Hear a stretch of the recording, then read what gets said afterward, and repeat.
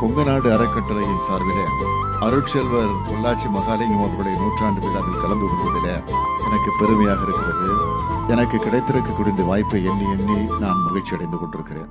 பெரியார் என்றாலும் பேரறிஞர் என்றால் அண்ணாவையும், பெருந்தலைவர் அவர்களையும், முத்தமிழறிஞர் என்றால் தலைவர் கலைஞரையும் குறிப்பதைப் போல அருட்செல்வர் என்றால் அது பொள்ளாச்சி மகாலிங்கம் அவர்களைத்தான் குறிக்கும் என்கிற அளவுக்கு அவர் சிறப்புக்குரியவராக விளங்கிக் கொண்டிருக்கிறார்.